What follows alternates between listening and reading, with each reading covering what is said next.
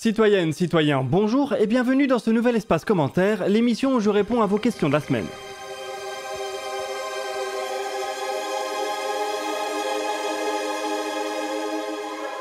Avant de démarrer, je souhaiterais remercier Matériel.net, notre nouvel équipementier. Nous avons reçu un nouveau PC ultra puissant aux couleurs de la chaîne et designé par Phenom. Et si la bête vous intéresse, je vous invite à regarder la vidéo que nous avons publiée sur la chaîne secondaire. Vous trouverez également des informations sur la configuration en description.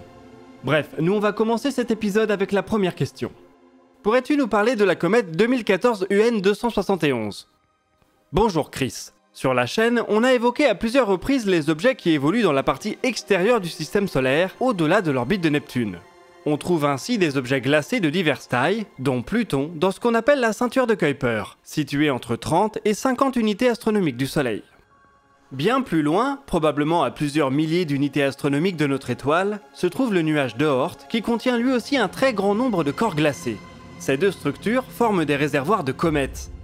Par le biais d'interactions gravitationnelles, certains des corps qu'elles contiennent sont parfois propulsés vers l'intérieur du système, et se parent de magnifiques queues en se rapprochant du Soleil.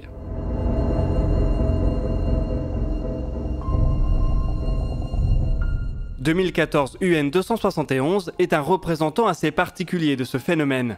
Il s'agit en effet d'un corps très grand et massif, qui ferait au moins une centaine de kilomètres de diamètre, et peut-être même jusqu'à 370. On est donc sur de la comète de belle taille. Comme son nom l'indique, il a été découvert en 2014, et sa trajectoire a depuis été suivie, ce qui a permis de déterminer ses paramètres orbitaux. 2014 UN 271 affiche ainsi une orbite très excentrique, avec une période de 612 000 ans. Son périhélie, son point de passage le plus près du Soleil, devrait se faire à un peu moins de 11 unités astronomiques de notre étoile, en 2031. Après ça, il repartira vers l'extérieur du système, la région dont il est originaire, et ne reviendra que dans plus de 600 000 ans. Cette période extrêmement longue nous indique que l'objet vient d'une zone très reculée du système solaire, probablement le fameux nuage de Oort. Il s'agit donc d'une opportunité en or pour étudier un objet de cette région, qui a fait une partie du trajet jusqu'à nous. Il n'y a pas de mission d'interception de prévue, mais la surveillance au télescope devrait déjà offrir des résultats intéressants. Surtout, si l'objet commence à se parer d'une queue en se rapprochant du Soleil.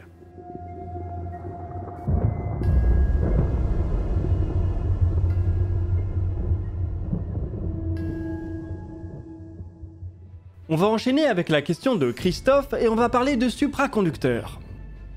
Je voulais savoir si l'on utilise ou si l'on pourrait utiliser des supraconducteurs dans l'aérospatiale.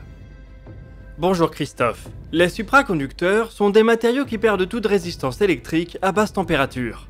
Ils sont donc très prometteurs pour de nombreuses applications. Le problème vient justement des températures qu'il faut atteindre pour profiter de leurs propriétés. Elles sont vraiment très basses. Depuis les années 80, de nouveaux alliages ont permis de réduire cette contrainte, mais elle est toujours présente. Si bien que l'utilisation des supraconducteurs se cantonne à quelques domaines de très haute technologie, comme les accélérateurs de particules. Dans l'espace, on trouve cependant de nombreux endroits qui sont en permanence soumis à des températures très basses. Certains cratères du pôle sud lunaire ne sont par exemple jamais exposés à la lumière du Soleil, et maintiennent en permanence une température de moins 150 degrés Celsius, ce qui commence à être compatible avec des supraconducteurs haute température.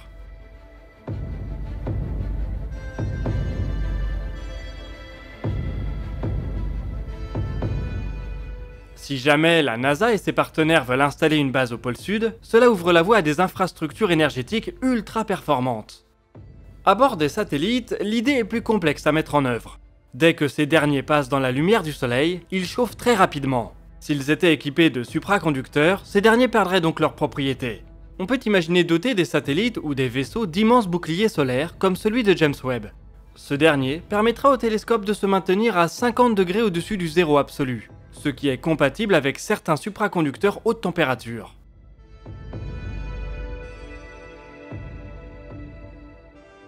On peut alors imaginer diverses applications, notamment liées à la propulsion. L'utilisation de supraconducteurs pourrait aider à mettre au point des moteurs électriques de forte puissance. Il n'y a cependant, à ma connaissance, aucun projet de ce type en développement.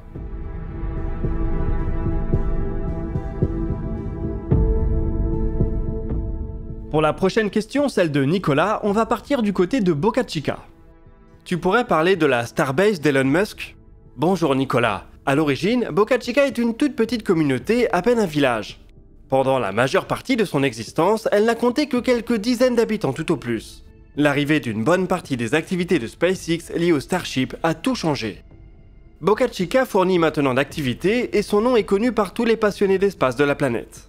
Ce changement d'échelle devrait se poursuivre avec le projet Starbase. L'idée portée par SpaceX est de créer une ville qui englobe Boca Chica, les sites de test et de lancement du Starship ainsi que les zones alentours. Pour développer son super lanceur, SpaceX a besoin d'ingénieurs, de techniciens et de travailleurs en tout genre. L'idée est donc de pousser les gens à s'installer à proximité immédiate des sites de test et d'assemblage pour améliorer l'attractivité du site et les conditions de travail. Ce ne serait pas la première fois qu'une ville se bâtit autour d'une industrie, surtout aux États-Unis. Détroit et l'automobile ou Hershey et le chocolat ont par exemple des histoires très liées. Si Starbase voit effectivement le jour, ce serait aussi pour SpaceX la garantie de disposer d'un voisinage acquis à sa cause. Les lancements de fusées et autres tests de moteurs peuvent s'avérer très bruyants, et les évacuations à répétition ne sont clairement pas du goût de tout le monde. Si la population alentour est cependant constituée d'employés de l'entreprise et de leurs familles, SpaceX pourrait éviter une médiatisation négative, voire des actions en justice.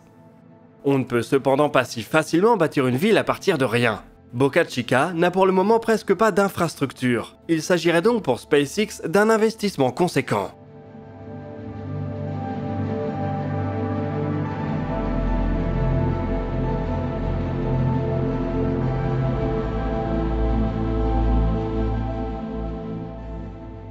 On prend maintenant la question de Jojo du 38 et on va parler d'un satellite un peu particulier. Peux-tu nous parler du projet WISA-WOODSat, le satellite en bois ? Bonjour Jojo du 38. Comme son nom l'indique, WISA-WOODSat devrait devenir d'ici la fin de l'année le premier satellite en orbite à être fabriqué en bois. Il s'agit d'un CubeSat d'une unité, un petit cube de 10 cm de côté dont les faces sont recouvertes de contreplaqué. Ses arêtes devraient tout de même être fabriquées en aluminium et il disposera d'un petit bras extensible pour prendre des selfies. L'initiative nous vient de l'entreprise finlandaise Arctic Astronautics. En 2017, elle a réalisé un modèle de CubeSat en bois qu'elle a envoyé dans la haute atmosphère à l'aide d'un ballon-sonde. Elle pense maintenant être prête à passer à l'étape suivante en allant dans l'espace.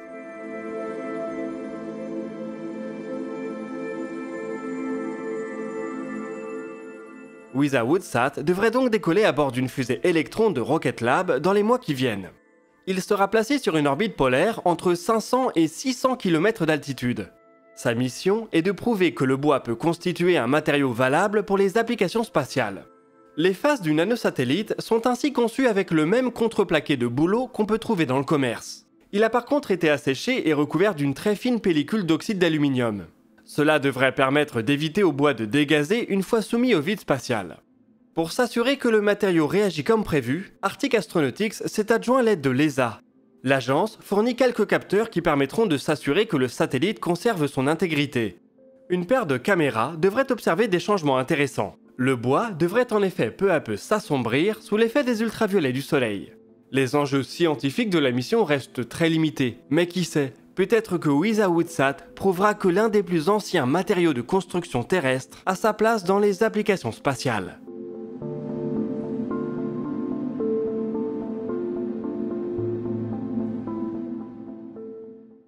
Allez, on va terminer cet épisode en parlant du bouclier de James Webb. C'est quoi le bouclier noir à plusieurs couches sous James Webb ? Bonjour Sam. Dans le dossier de jeudi, on a parlé de l'importance de maintenir des températures très basses pour les observatoires qui fonctionnent en infrarouge. Ceci est dû au fait que les objets chauds émettent un rayonnement infrarouge. Un télescope qui est chaud risque donc de perturber ses propres mesures puisqu'il devient lui-même une source du rayonnement qu'il essaye d'observer. Pour éviter ce problème, les télescopes spatiaux qui, comme James Webb, travaillent dans l'infrarouge, déploient différentes stratégies de refroidissement.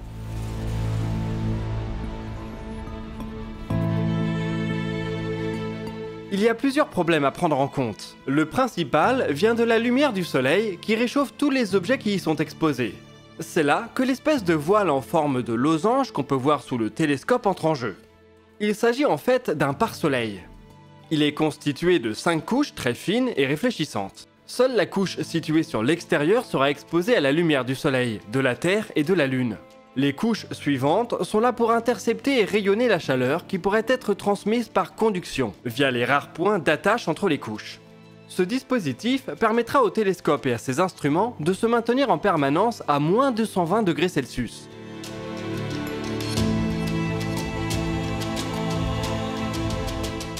Pour un des instruments de James Webb, dénommé MIRI, cela reste cependant trop chaud. Cette caméra observe des longueurs d'onde encore plus basses que les autres instruments et a donc besoin d'un refroidissement supplémentaire. Elle utilise un système actif qui est plus ou moins le même que celui qu'on trouve dans les réfrigérateurs. C'est une méthode gourmande en énergie, mais qui permet à l'instrument de descendre à moins 267 degrés Celsius, à seulement 6 degrés au-dessus du zéro absolu. En plus de se protéger de la lumière du soleil, il faut aussi penser à la chaleur émise par les composants électroniques du télescope. Cet aspect est géré en grande partie par l'architecture du télescope, qui isole la plupart de ses composants des instruments les plus sensibles.